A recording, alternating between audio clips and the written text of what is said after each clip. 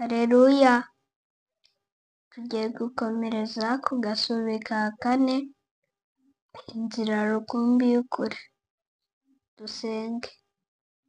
Mana yacu, tugushimiye ko wongeye kuturinda icyubahiro kibi cyawe. Tukweretse ko tugiye gukora ikiganiro, niturinda tugisoza tugira amahoro, turashima izina ryawe. Tukweretse abagiye kudukurikira bose, ubahe umugisha, tubisabye twizeye mu izina rya Yesu, amen. Yesu ashimwe. Tugiye gukomeza igice cya gatatu, ubutumwa bw'umwiteguro, agasubi ka kane, inzira rukumbi y'ukuri, mu gitabo Kristo gukiranuka kwacu. Yesu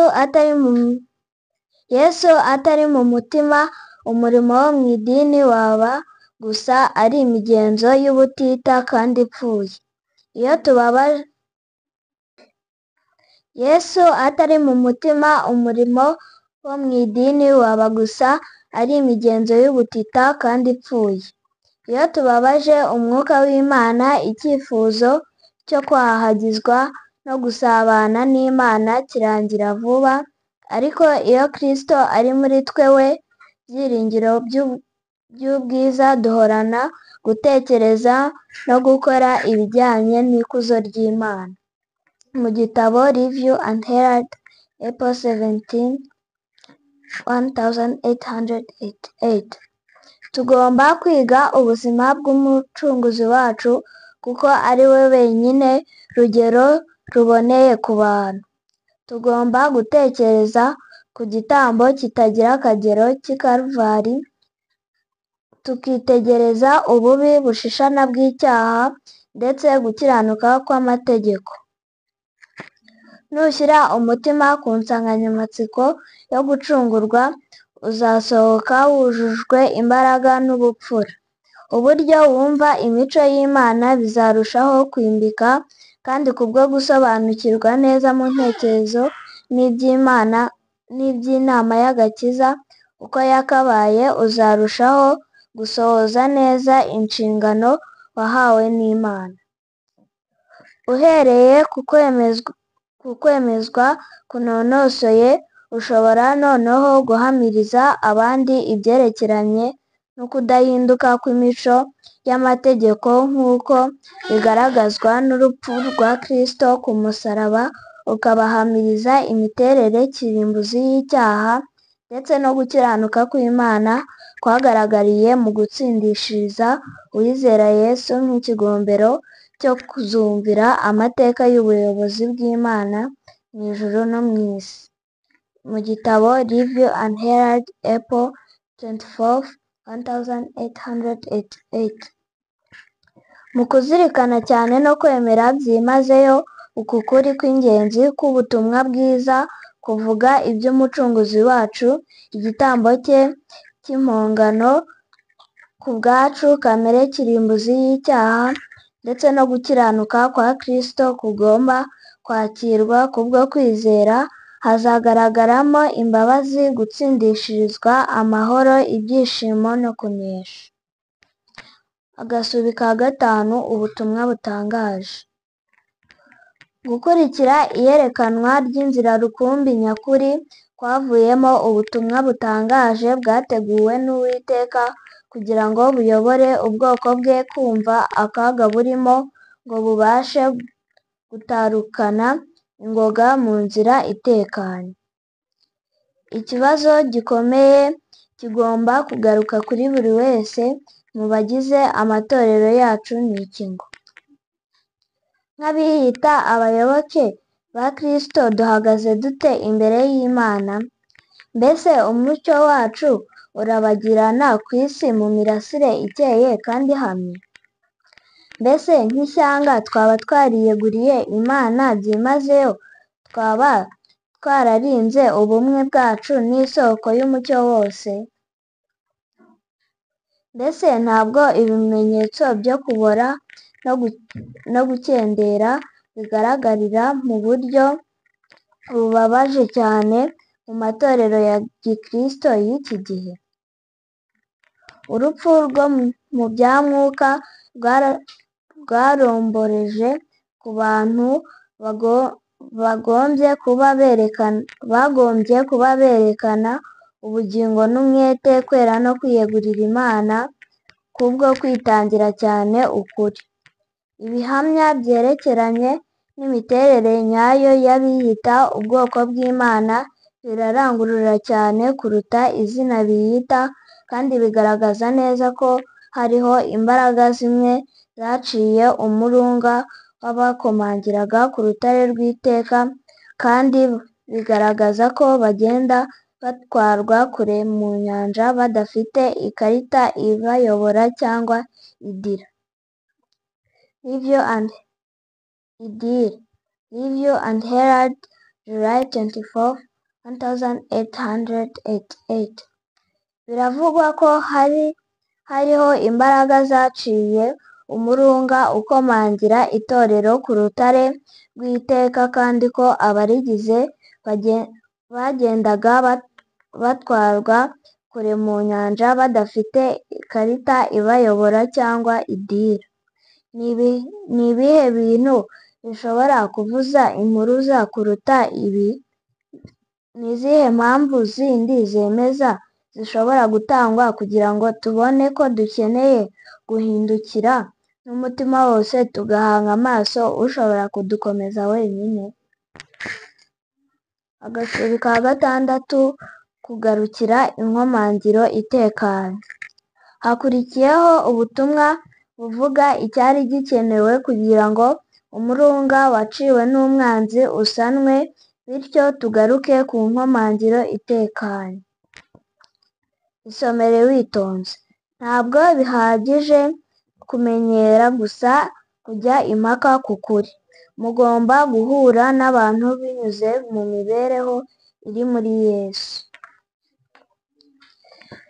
Niba Yesu aguma muri mwe, umurimo wanyu uzakorwa mu buryo bwuzuye kandi ugere ku ntsinzi, kuko yavuze ati, ntacyo mubasha gukora mutamfite.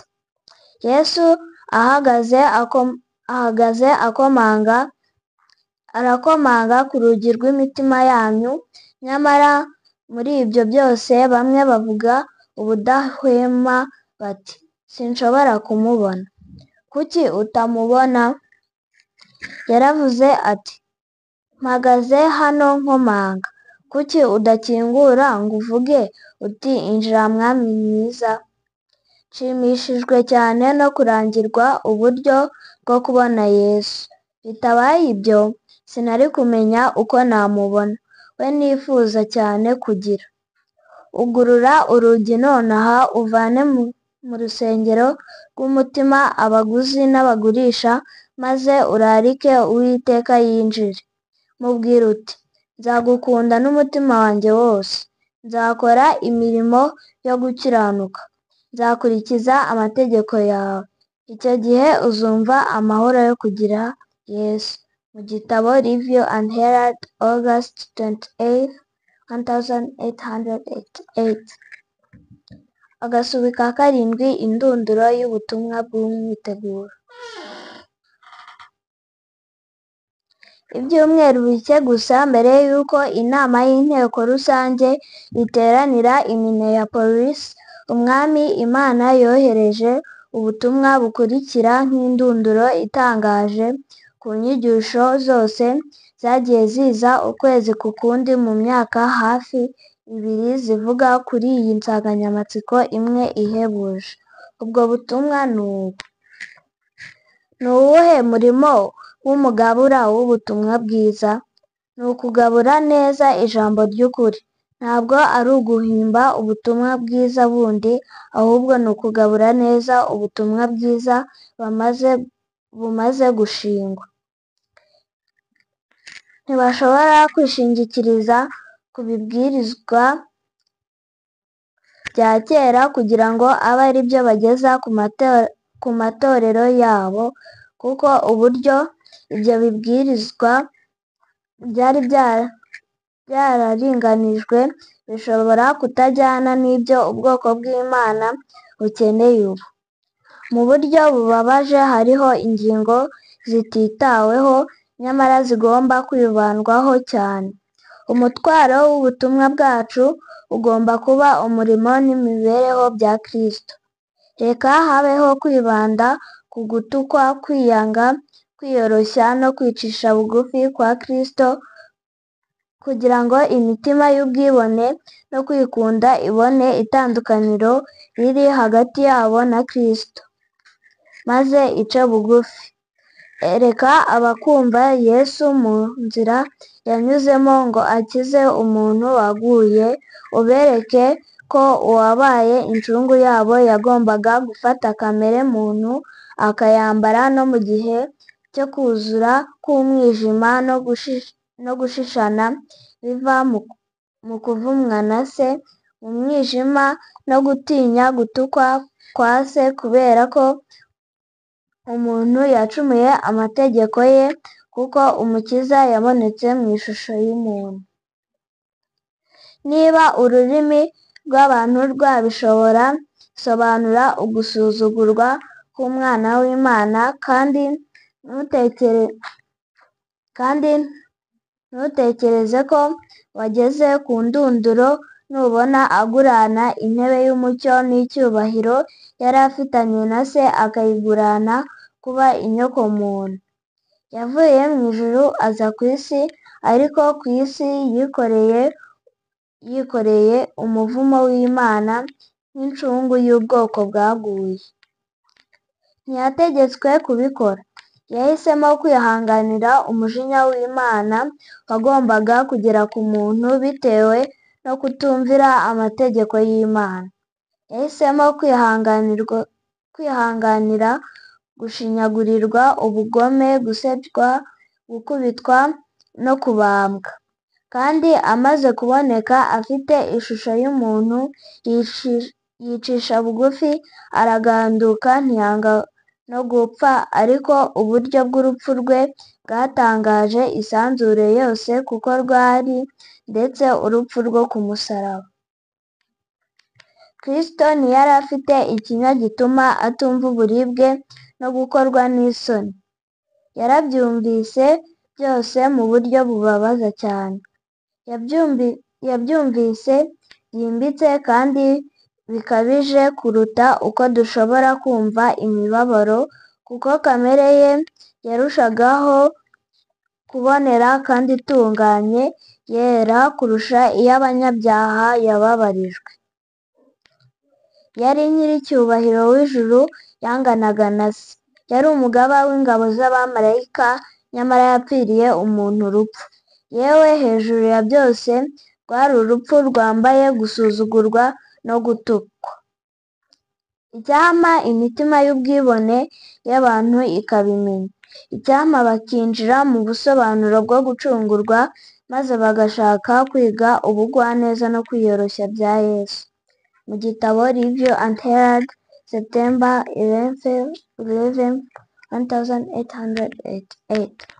Aya mabwiriza arahabwa cyane cyane abagabura ari bo bigisha muri Isirayeli.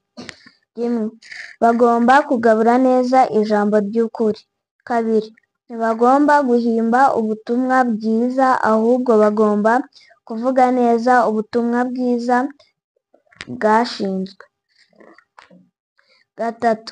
Ntibagomba gukomeza kubwiriza abantu ibibwirizwa byabo bya kera, kubera ko ibyo bibwirizwa byari byararinganijwe, bishobora kuba bitajyanye n'ibyo ubwoko bw'Imana bukeneye. 4. Bagomba kwibanda ahanini ku bintu byari byarirengagijwe. 5. Umutwaro w'ubutumwa bwabo ugomba kuba umurimo n'imibereho bya Yesu Kristo. Igika gisoza gitanga incamake yuzuye y'iyi nsanganyamatsiko ihebuje ariyo umurimo n'imibereho bya Kristo. Agasubi ka 7 dusubize amaso inyuma. Kugeza aha birasa nk'aho ubwo butumwa bwose bwahuranyije, busobanutse neza kandi bukomeye, bwakagombye kuba bwaragize impinduka zikomeye mu ntekerezo z'abagabura bose. Byasa nk'aho bari kuba bariteguye byimazeyo kumva no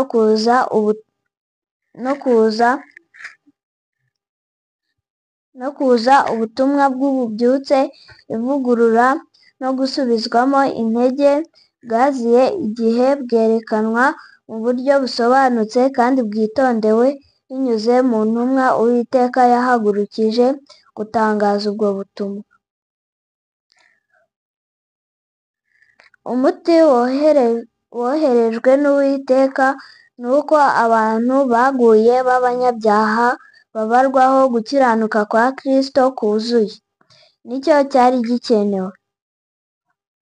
Ninde ushobora kuvuga icyari kuba mu itorero no mu murimo w'Imana iyo ubwo butumwa bwo gukiranuka kubwo kwizera buba bwarakiriwe neza kandi byimazeyo na bose muri kiriya gihe? Kandi ninde ushobora gucishiriza igihombo cyatewe no kuba benshi barananiwe kwakira ubwo butumwa? Ibihe by'iteka byonyine nibyo bizagaragaza ukuri kose kuri iki kibazo.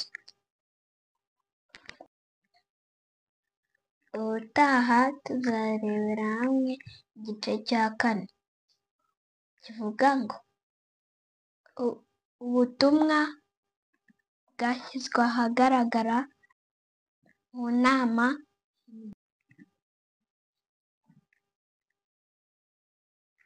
Reka dusenge. Mana yacu, twongeye kugushimira ko turangije iki cyigisho tukiri amahoro, izina ryawe rihimbazwe. Mana, turagusabye ngo uturinde, ubane na buri muntu wese wadukurikiye kugeza ku musozo, kandi Mana ubahe umugisha. Mana, turagusabye ngo ibyo tumaze kwigira hano ntibice mu gutwi kumwe bisohokere mu kundi, ahubwo bizatubere impamba Yesu abe urwego bizatugeza mu ijuru. Ibyo nsabiye abandi nanjye nisabira, tubisabye twizeye mu izina rya Yesu, amen.